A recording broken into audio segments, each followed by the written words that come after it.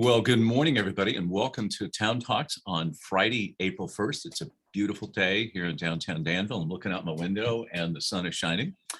We're excited to have an interesting group today, and we're going to talk about a really serious subject, but it's a really important one that we've been working on for a long time, and it's about our housing element, the updates that we're required that are state mandated.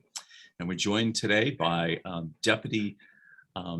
Deputy Town Manager Diane Friedmann, who's going to join us and talk about legislation, how we got here, and also joined by Cat Bravo, Administrative Analyst, who is going to show us a really, really fun exercise of how each of us as individual citizens can get involved in our PIN map and talk about that and actually do a demonstration. And of course, we're joined by David Crompton, who is the director of our planning department, who has been here through all of our housing elements, I think, in the past 28, 29 years, something like that. So welcome. And as usual, we're going to get started off with just a little video. It's going to talk a little bit about, show us about housing and what it looks like to be here in Danville.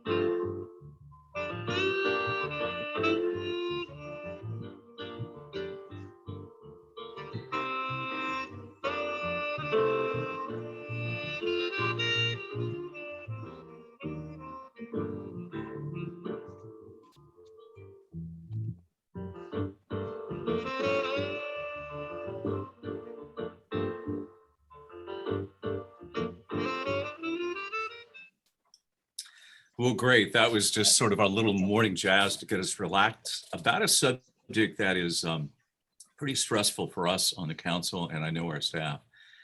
And we're going to start off today and kind of talk about the history. And I think most people, and I'm going to start with you, David, because most people here don't know that Danville's had an affordable housing inclusionary ordinance that requires 15% of all housing to be built for about 27 years. David, can you talk about how that came to be and how has that helped us meet our requirements for regional housing allocation numbers? And then we're going to go backwards and talk about when did that requirement start? So how does our inclusionary ordinance help us achieve our goals? Sure, thank you, and good morning, everybody. So I think what we're working on now is our sixth cycle of our housing element. So it's our sixth housing element, and we're completing our fifth cycle right now. And we've been had a housing element requirements all the way back to 1969 in the state of California, and of course Danville incorporated in 1982, and at that point started doing our own housing elements. But we've always done our housing elements. We've always had them in on time, and we've always had them approved or certified by the state. In addition to the RHNA, the numbers of housing units that were assigned, there's also other implementation measures that are required and that the town takes forward as a work program to implement our housing element. As Noel said, going back to the early 90s, we created an inclusionary housing ordinance as well as a density bonus ordinance. Basically what that ordinance says is that any new residential project over 8 units is required to deed restrict a certain percentage. For multifamily, it's 15% of the units that are built as part of that project need to be deed restricted to be affordable to moderate household income, based on the Contra Costa County median income data. So we've been doing that, for close to 30 years, and We saw a lot of development in the 90s, mostly out on the east side of Danville. So all of those projects have within them incorporated some inclusionary housing units, and a lot of times they were done as duet units on corners, so they're hardly noticeable as you go through the neighborhood. Some of them have incorporated, 25% of the units have ADUs that are incorporated into them. And in more recent years, there's also been state provisions like state density bonus law that takes a little bit further and actually says that if in exchange for additional units or additional density in a project, they will go ahead and deed restrict units to a deeper affordability level. So like the Alexon Riverwalk project that we've recently seen built, they had to do units that are at the very low income levels. So it's something that's built into our fabric at Danville over the years, and something that we will be continuing to do. Well, David, thanks. And I think you brought up a great point. Unfortunately, the state talks out of both sides of its mouth sometimes. While we have a 15% inclusionary housing ordinance, if you take the state density bonus, that 15% goes away and it drops. And what we saw is that the election, in fact, that election was shown in the video there, an image of it. It's luxury housing, most expensive for rent property in all of Contra Costa County, and I think the East Bay, I've heard. And it does have a few of those affordable units, but you can't tell where they are. And I think that's probably one of the best things that we've done. And I know you were involved when we developed the Laurel Housing, the senior housing project, where I think it was 77 units that are low and very low income for seniors, award-winning project, and nobody knows where it is. So what is it that makes this housing fit so well in Danville and nobody knows about it? How is it we achieve that? Well, the Sycamore Place there in Laurel is a really good example, and that was possible back at that time because the redevelopment agencies were still in place, and part of that was a housing set-aside funds. And so on that one, we were able to partner with a nonprofit housing builder, Bridge Housing. So 100% of those, except 76, 77 units are very low income units. So that was a great project. But regardless of the density, we have development standards and guidelines. So, we have maximum floor areas that we allow, we have maximum heights that we allow, and, architectural standards like second story setbacks and, the colors and materials and all that really important stuff that we still, regardless of what type of housing it is, we look at it all very carefully. It goes through our design review board and through our commissions and, sometimes council. And we sweat all the details on the architectural side as well. So I think we have done a good job of, bidding, even the Riverwalk project is 40 units an acre. And, that did a pretty good job of fitting into the community. Yeah, I think, David, you bring up a really good point, and I think that's been Danville's mantra, which really makes our community a beautiful place to live, is that affordable housing is integrated into our fabric in a seamless way. One, we design it with the same standards, and it's that small lot, that duplex spot, the smaller house, or in the senior housing project, that's an award-winning project that looks just like the rest of Danville, that we don't let people cut corners because it has a label to it. So it's part of the quality fabric that we see. And as I recall, the Laurel Senior Housing Project, those units were restricted with Danville seniors first, Danville resident first, must be a senior. And I think those rents all started under $500 a month. Yeah. And I know there's like a 20-year waiting list. Maybe when I'm 90, I'll get in. So we've done that. And I think our point is that Danville has substantially met our fair share of affordable housing over these past years. And in the past, we've had between 400 and 500 units over these 8-year cycles. So what happened? You saw on the slide, 2,241 units. We only have 16,700 homes in Danville and just over 400, 450 apartments. So what happened? How can that be that big of an impact? Well, what did happen? We're all kind of, it's a question we've been asking here for the last couple of years, but over the last couple of housing cycles, it has not been quite as difficult to meet our RHNA number. In fact, the fourth cycle and before that, we really didn't have to go out and do much land use change because we weren't as built out of a community, and we actually had some vacant inventory land, residential land inventory. So we could just point to that and say, well, we got it covered already. In this last cycle that we're just finishing, we had an assignment of over 500 units, and it was at a mix of low and very low income. And so what we did at that time was we rezoned the Lexon Riverwalk site, that was about 3.5 acres, from an office complex to multifamily housing. We also redesignated part of the Burrell property, which is down there by Costco on Fostoria and Camino Ramon. And so we took 7 acres of that 17-acre site and redesignated that for multifamily housing. That's kind of been held up through some lawsuits and ownership issues, but we do have a preliminary application on that site as well. So, we had to go out and find 10 acres to rezone in, the last cycle. So now we have 4 times that number on this current cycle. So it's gone up significantly. The state has declared a housing crisis in California.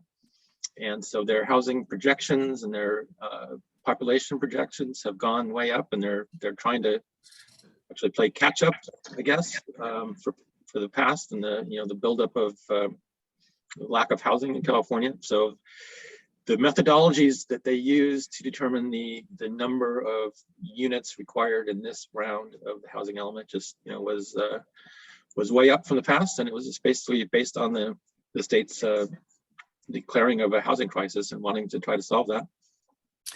Yeah, so it's interesting. You're right. It seemed like a big lift last time, but we were able to do it, and it's worked in sort of making it fit in Danville's, our self-image, within our standards, within the aesthetics, and with that residential character we have. But now at 2,241 units, and the state is also saying you must provide zoning at minimum of 30 units an acre. Simple math, that's over 70 acres. And we don't have 70 acres of space available. So does that force us, just like on the election property, that houses 200 something people, but we eliminated 280 jobs when those office buildings were full?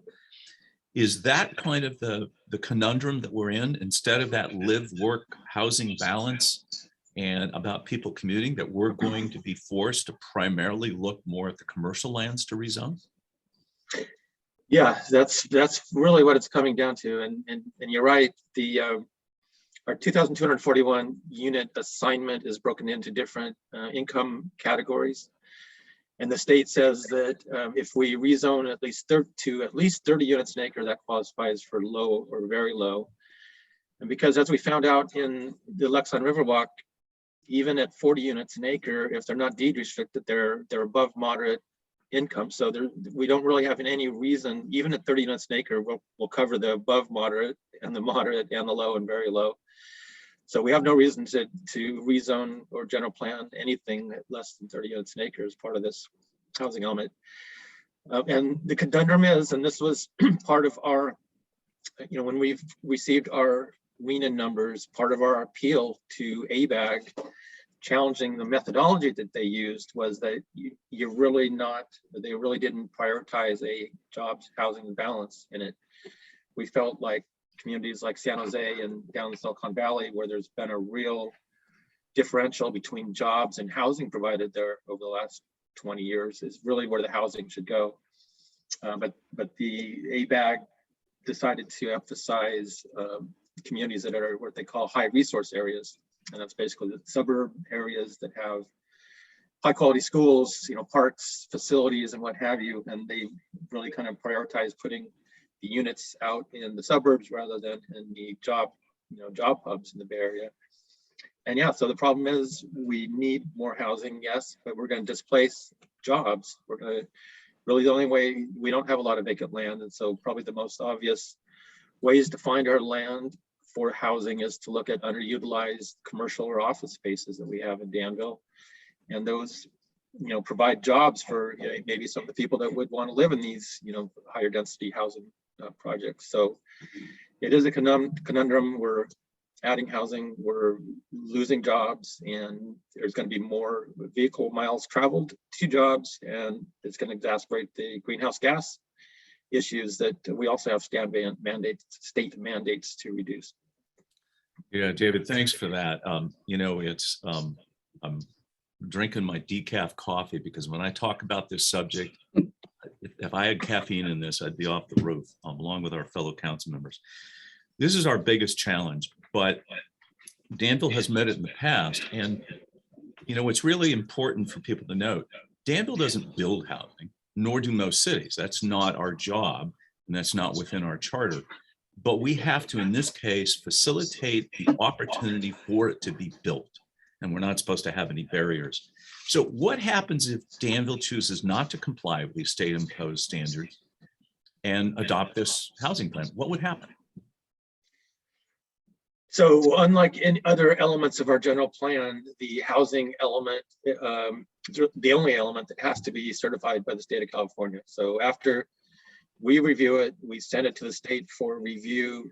They give us comments back. We then go through public hearings and certify it, and then they review it again. If we don't have a state certified housing element, then we fall into areas that are covered by other state laws that have been imposed that impose some really significant penalties for not having a housing element. And they include up to a $600,000 per month fines going forward. Also, they could, and they have done this in the past, other cities, they could actually shut down our building department altogether. So we couldn't issue any building permits. That means additions or remodels or anything until we have a compliant housing element. And then third is that if the state believes that we're not doing a good effort to try to get a housing element adopted, they could step in at the state level and they could take over our planning functions, and they could be our planners, and they could tell us where the housing should go. And so, I think we'd rather do that at a local level where we know what type of character that we want to see and where it should best go. Yeah, up to $600,000 a month in fines. And our new attorney general, I think he hired an additional 70 to 80 attorneys specifically to come after cities who are not being compliant. So yeah, that's a big challenge. And I see we've got a question in the chat from Greg. And Greg, we're going to get to the questions towards the end. He's got a great question. We'll try to hopefully answer along the way, but if not, we'll make sure we'll save 15 minutes. So quick summary, Danville is assigned, we're a resource-rich community. That's a new term. What that means is University of California, Berkeley did a study throughout the state, and they define resource-rich communities as safe communities, Danville being the safest in California still. We have really good schools, and we have great quality of life here. We're resource-rich, therefore they want to part the seas here and open this up in almost a destructive way. So our numbers are disproportionate to other cities because we're resource rich. Oxymoron when we talk about it. But now we're talking about sort of that state legislative angle. Diane, let's go to you. And you're our legislative guru in the town.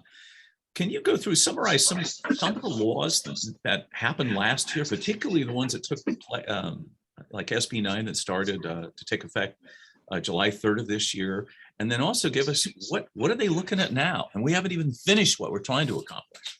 Absolutely. And, just to tag on to Dave's point a little earlier on and, present some context to this problem, the State Legislative Analyst Office, that's a bipartisan office of the state legislature. They study issues, they report out on them to the state legislator. The disparity between California housing costs and the rest of the nation, we have seen over the years has grown dramatically over the decades.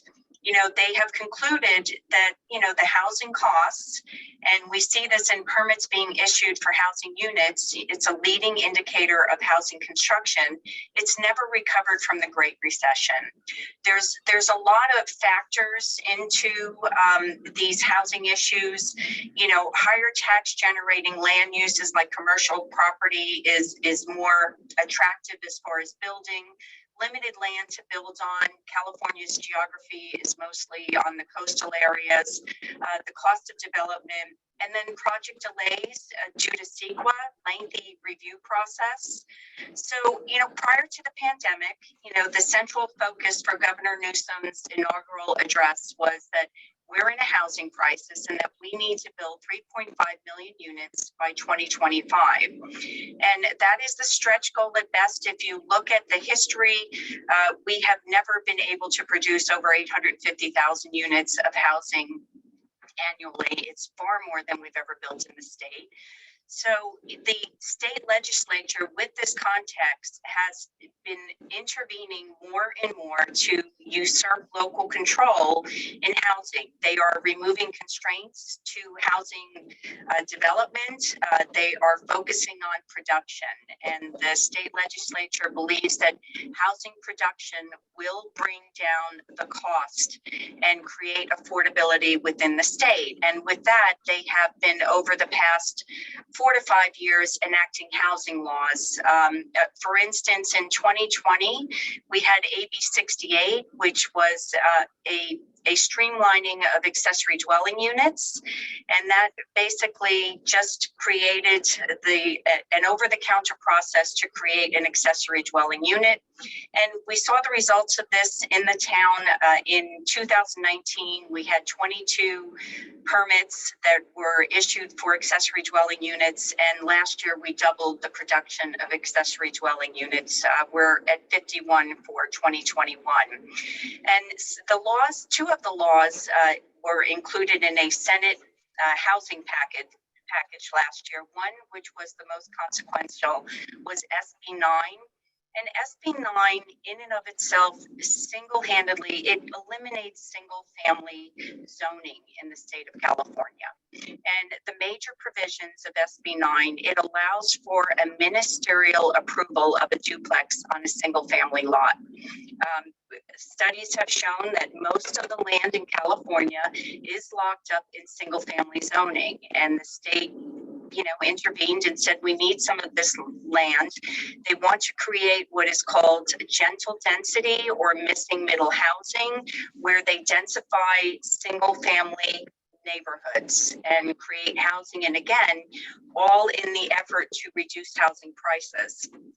So the major provisions of SB 9, it allows for an urban lot split within a single family lot, and a lot as small as 2,400 square feet, where you can, on one side, you have a housing unit, you can build a duplex on that lot, or you can split the lot and you can create 3 additional housing units.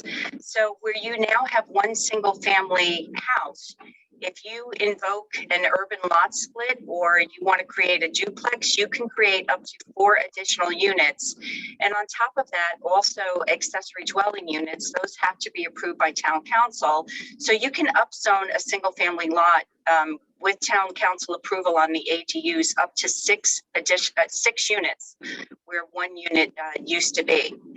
So that is one consequential one. The second one is SB 10. SB 10 would allow the adoption of zoning ordinances and authorize a local government to pass an ordinance to zone any parcel for up to 10 units of residential development. Now that again, the town council would have to adopt that, but these are the types of bills that are coming through the legislature to create productivity. This year, we have one bill that we're tracking. The 2022 session started in January.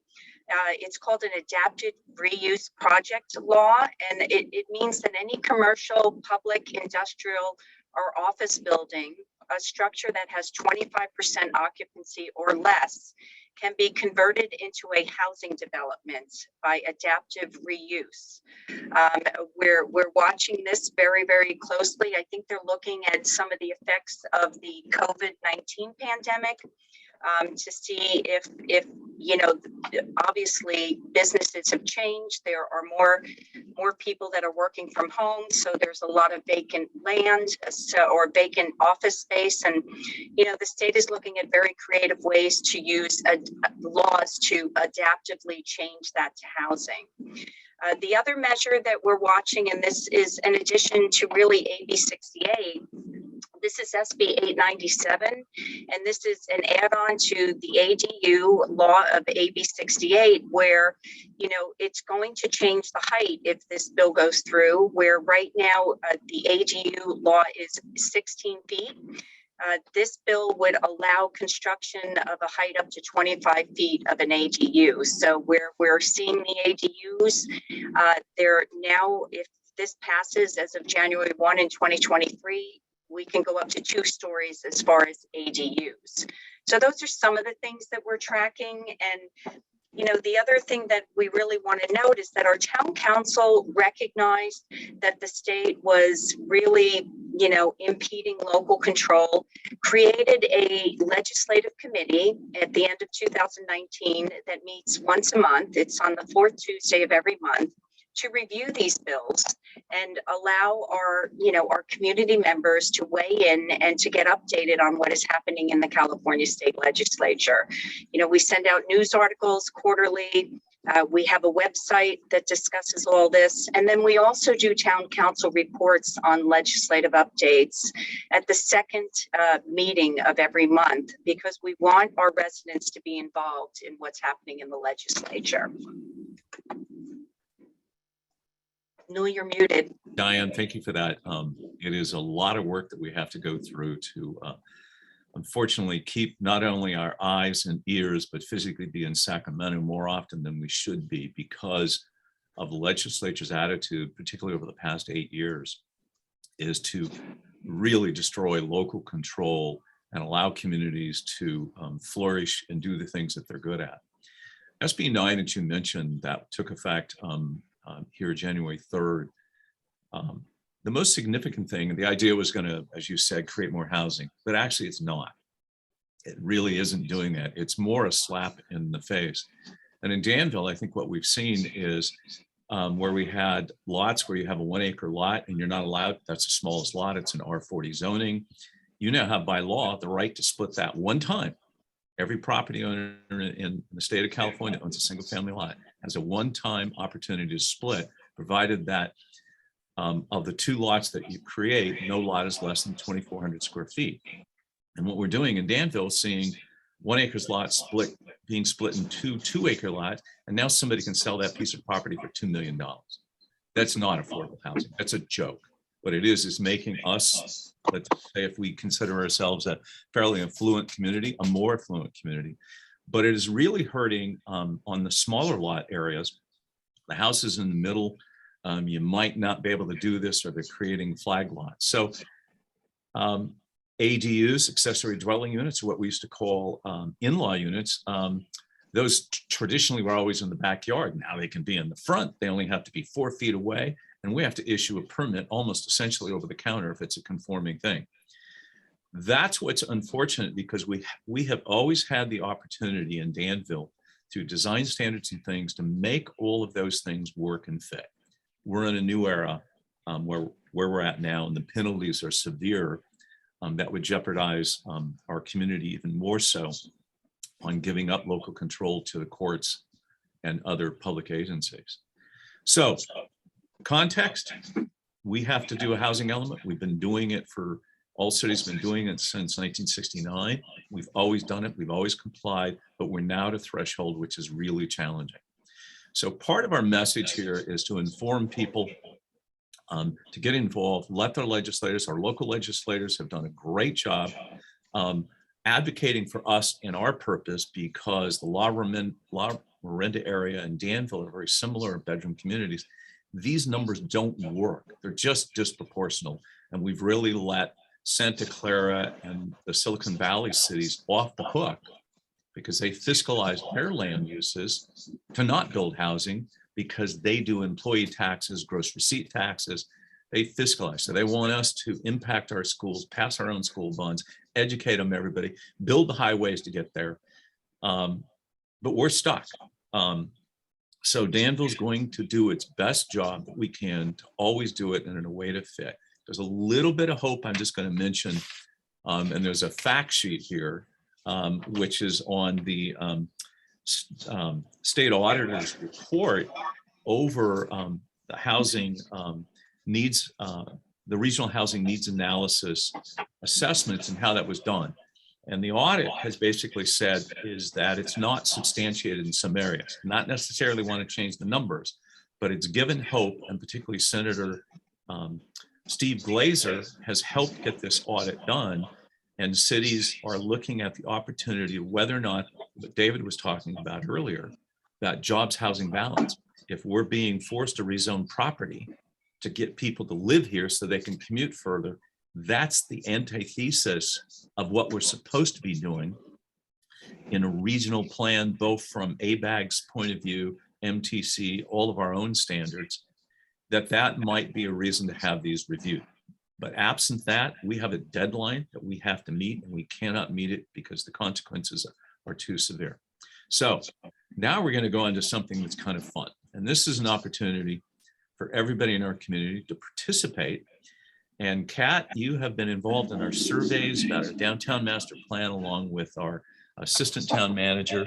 And now we're going to talk about specifically in housing and what exactly can residents do, and can you demonstrate how they can get involved? Yes, so we launched our engagement phase back in the beginning of March. It's a two-part phase. So the first part is the housing site suggestion map, and this tool lives on the housing element project page on the Danville Town Talks website. So I am going to share my screen. If I can get to it, here we go. And I do want to give a little bit of a disclaimer because we have gotten some feedback about getting onto this particular tool. So when you access it, it does need a little bit of a second to load the parcel town boundary overlay map.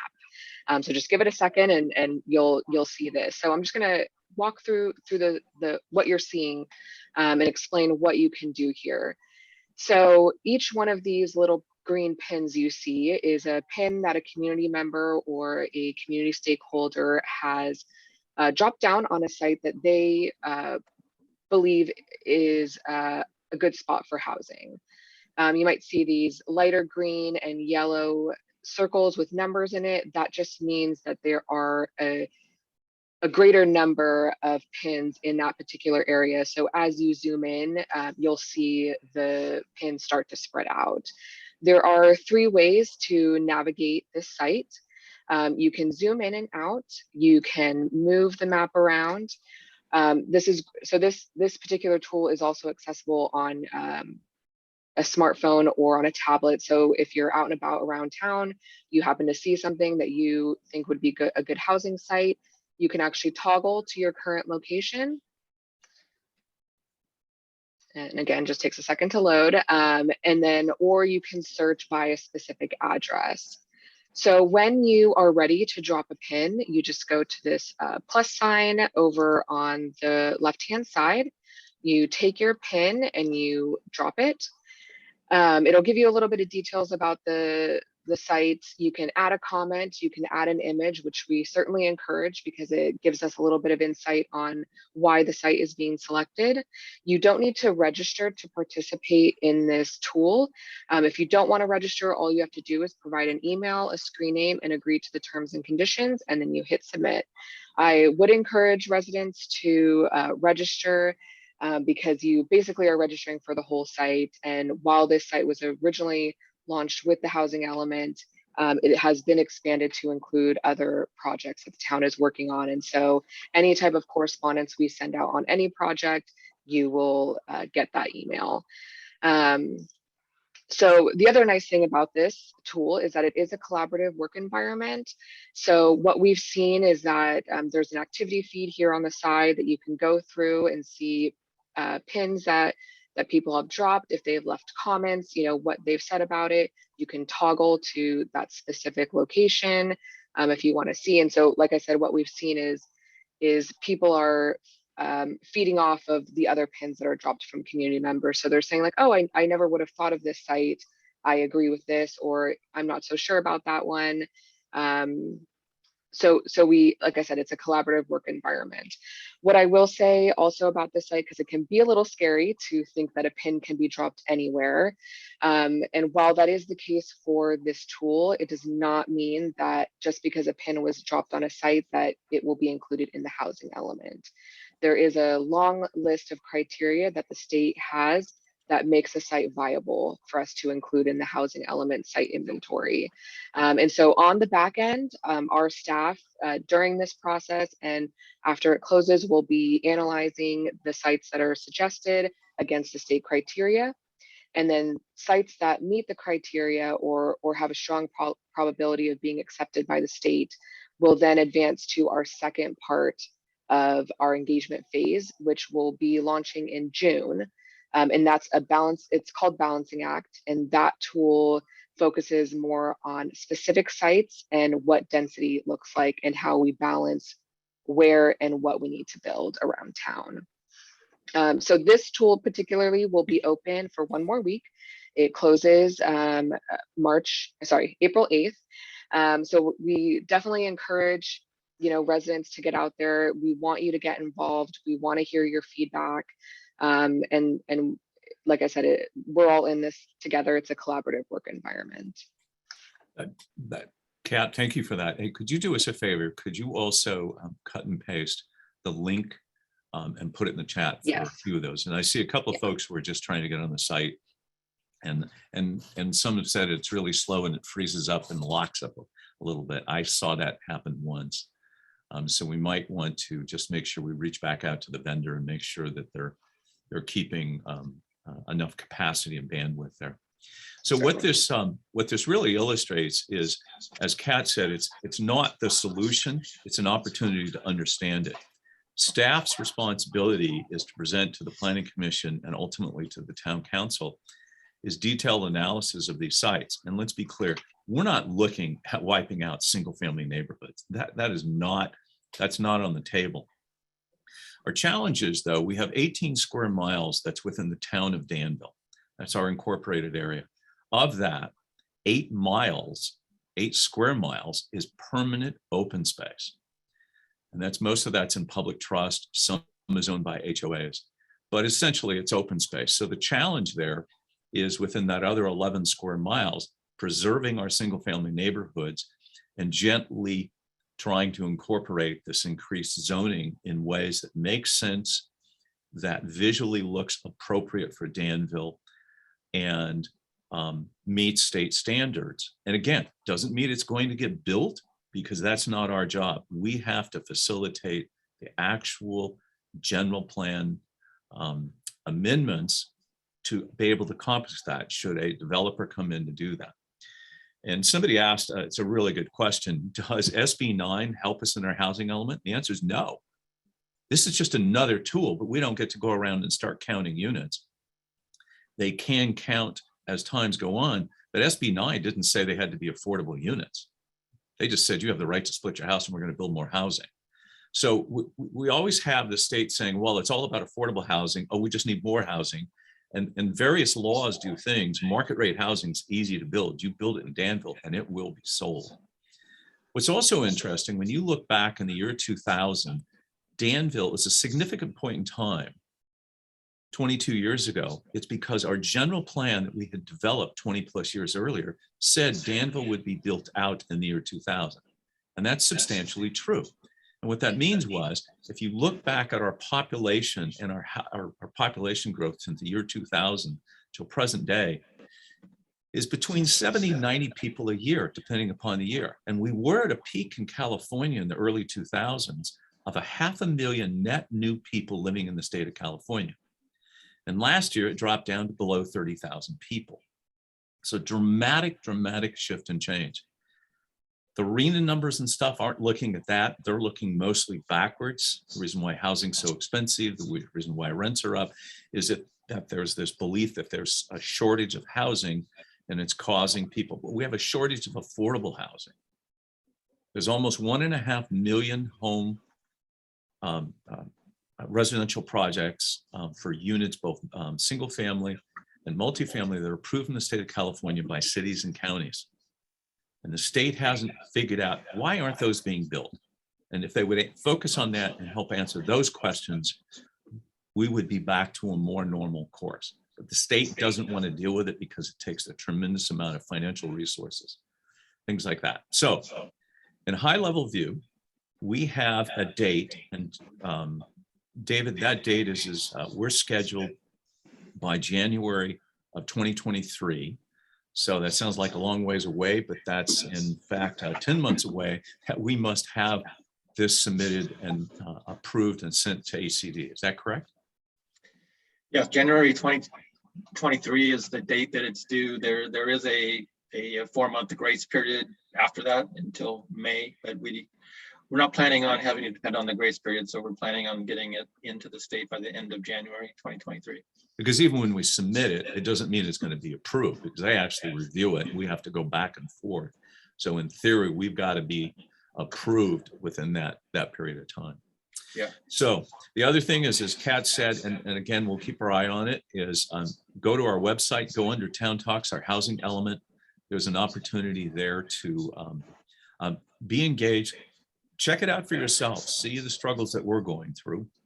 We fortunately have I think a council leadership that has a strong planning background. We're going to do our absolute best to make this most appropriately fit in Danville. And again, it's a big challenge, but we have to do it. So there's no way out of this hole right now. But it doesn't mean that we're still not pursuing these other options based on what the state auditor, possibly joining in the city of Pleasanton and others, on a parallel basis to see what relief we can get and some reasonableness. There are other cities who would take more housing, but we have this disproportionate share. So we have, we said we'd save 15 minutes. David, before we go to questions, anything else you want to add before we start addressing questions? No, I think we're ready to go to the questions. Okay, so let's go to, we'll start let me do it in the right order so I'm answering right. Will the town and agencies reduce permit fees, impact fees, connection fees, or fast track permitting to promote development to meet the objective? Well, I'll answer a little bit. So the regional transportation fees, if it's an affordable house, the answer is yes. Those fees have been waived. And there are other incentives to do that. Market rate, no. This is not about market rate. Dave, in other connection fees, we don't have any control over sewer, water, any of those fees at all.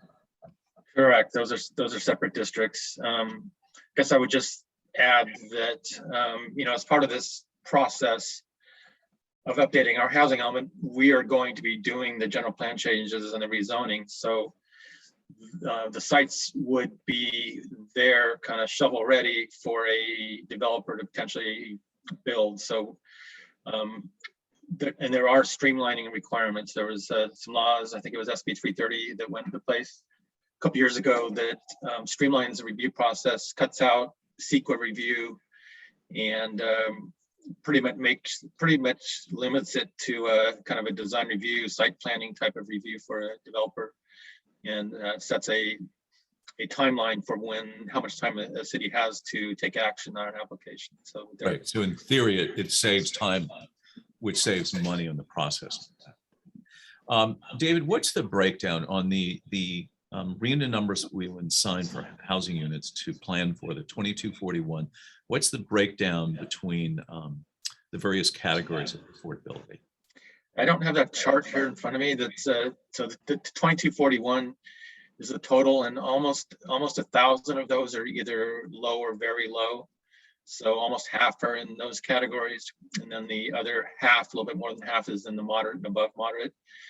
We do have some inventory still in town. We have lands that are designated for residential development that have not been developed. But of course, those are all moderate, those are all above moderate, housing. Those are all mostly single family sites. So really what we have to find is the multifamily sites.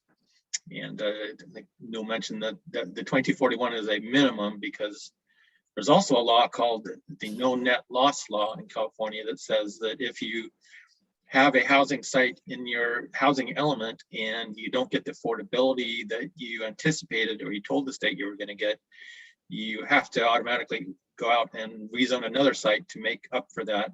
So the state's requiring a buffer in addition to the 2,241, some number. There's some flexibility there, but I think the state is recommending a 30% buffer on top of that. So. Yeah, I think the only agency that I'm aware of that gave any break was for senior affordable housing, and that's only from East Bay Mud on the water connection. And I believe Vice Mayor Robert Storr was the one who petitioned because of a senior project for people with disabilities was being built, and they were going to charge a meter for each one of those units. He got him to reduce that. It was significant. But for other ones, the answer is it's on an individual basis, and those agencies have been resistant to make any changes. Another question here is, when will, this is a timing, when will we narrow down what are the proposed sites? What's the schedule approximately in that, David? So as Kat said, we're going to start the balancing act part of our public engagement, which is going to take the sites that we've identified through the PIN map, as well as sites that staff has identified as potential sites, start adding density to those sites, and start the analysis if these are sites that the state is going to accept. Because really the bottom line is you can't just go out and rezone a viable site that is making money and does not have any incentive to tear down and redevelop, and build multifamily housing. So it has to be a site that the state will buy, that says, okay, it's older, there's vacancies, they're marginal, and if you change it to multifamily, there is a financial incentive for the property owner to go ahead and do that. So once that's all done, that'll be towards the end of June and into July. I believe the schedule would call for a July timeframe where our draft housing element would be released for public review, and then sent to the state for a 90-day review before we get into our public hearings later next winter. Right.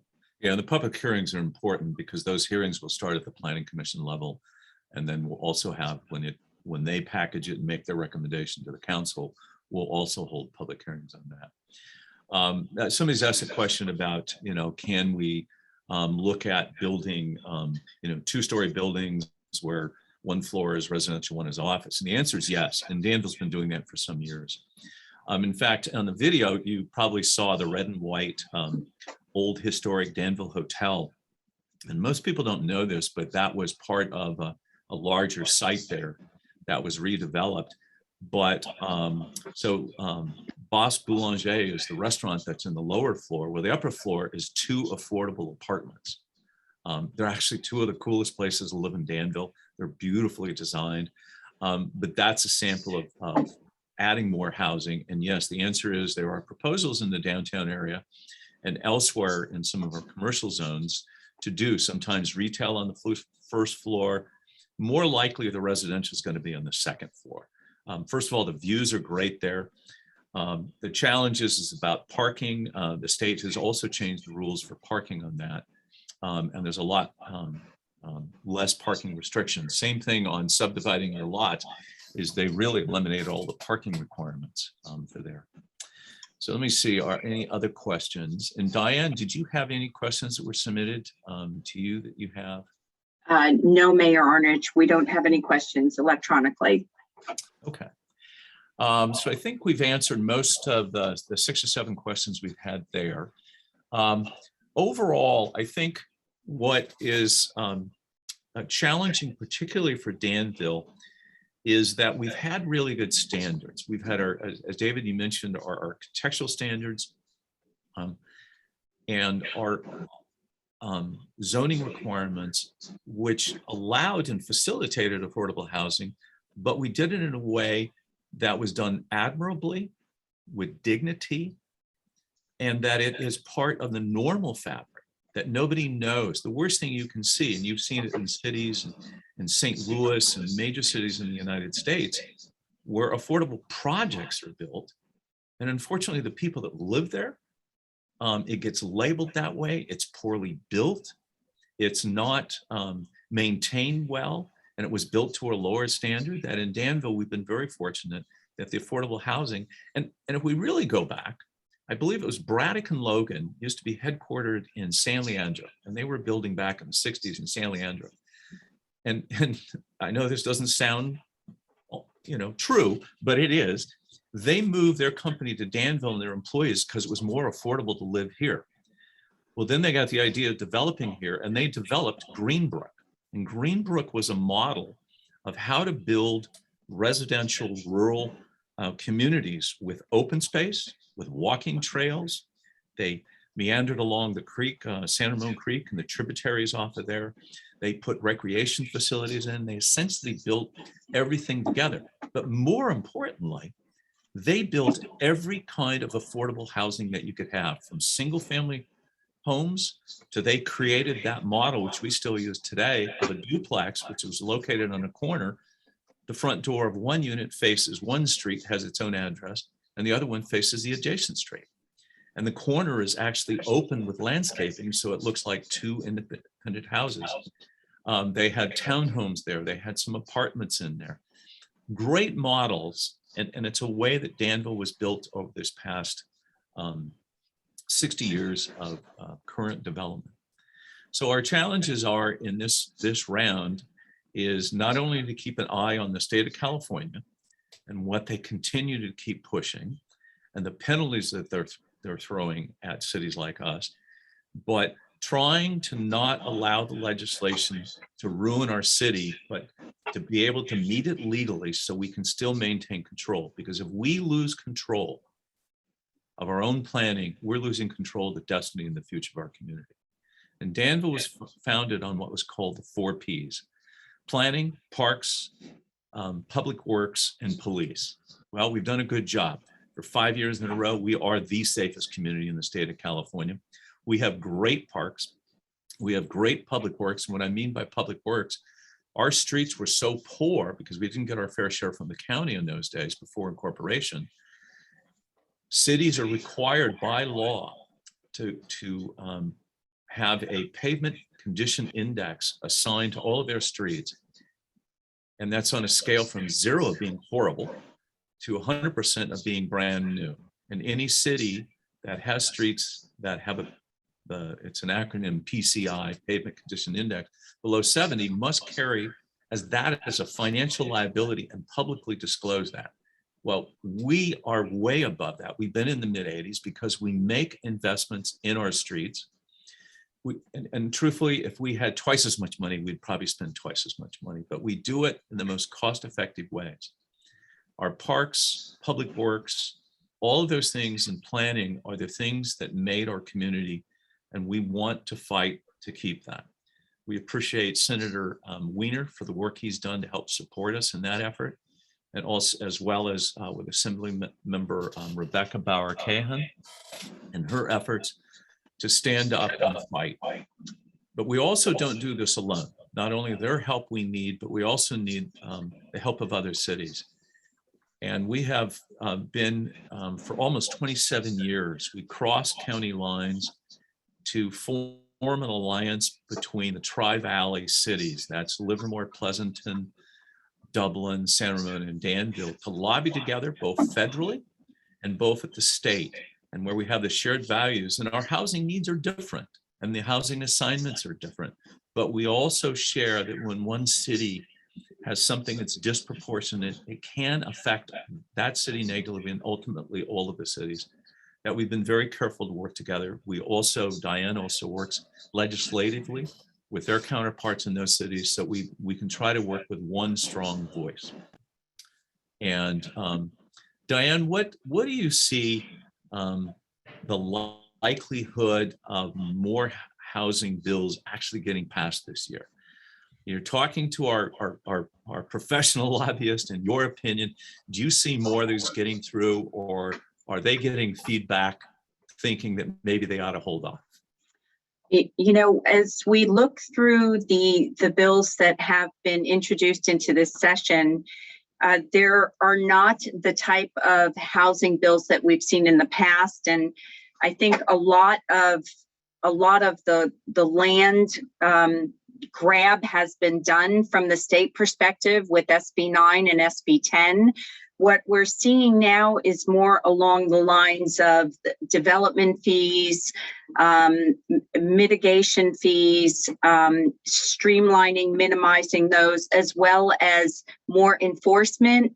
Department of HCD being given more power, the Attorney General, as you mentioned earlier, you know, building out that enforcement team. There are a lot more of those type bills, not as many bills that we've seen in the past as far as the land zoning and more of the, you know, usurping the local controls. I think most of it really has been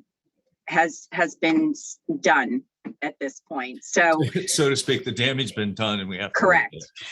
I would just add one more thing, that the state legislature changed a couple of years ago, that the only way even us as a city or the public can weigh in on whether we support a bill or we're against the bill is to submit it electronically. So each assembly member and each senator has a portal to do that. And I just encourage all of you, and not just ours. First of all, send our Senator Glazer and Assembly Member Rebecca Bauer-Cahan, send them your thanks for helping stand up for us. But most importantly, it's those in San Francisco and the peninsula, the ones that are causing this housing disparity in terms of location, to let their assembly members and senators know that you don't support this, because they actually take account on that and they stand up in their own room. Well, I've got all these people that support it and I don't have anybody against it.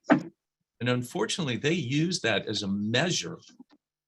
It's unfair, it's not representative, and there are those that know how to game those systems. So I just encourage each and every one of you, you can do it by email or type a letter and send it in, but it's got to be done electronically. And it does really count. And if you're against it, make sure you tell them why it's against it and how it would affect you personally, because it's those stories that make a difference. And Mayor Arnerich, I just wanted to add that there is an article that was published from a Southern California publication that there was a petition that was filed on Tuesday in an LA Superior Court, and it is a challenge to Senate Bill 9. So we will be watching that closely. Redondo Beach, Torrance, Carson, and Whittier, they would like to find the law in violation of the state constitution, which leaves local, land matters in local municipalities. So we are also watching any litigation that would come from these laws. Great. Well, we appreciate that. And again, I would just like to leave you with this today. Rest assured that on behalf of the entire council, Vice Mayor Robert Storr, Councilmember Karen Stepper, Councilmember Dave Fong, and Councilmember Renee Morgan, we are committed to do this to the best of our ability to make this fit in Danville as we've done in the past, and to make it fit in a way that it will fit within the character, that it'll fit seamlessly, and that it is something that we all can live with in a way that we still feel proud of our community. In spite of the state's heavy-handedness, we are going to continue fighting that fight on all levels. So with that, we've just reached our hour. I just want to say thank you. Happy Friday to everybody. We'll see you next month. Please, at any time, either give us a call or feel free to email any of the council members or myself as the mayor or any of our staff members. We will return your calls and your emails. Thanks a lot. Enjoy a wonderful, beautiful spring weekend in the town of Danville. Thank you all. See you later.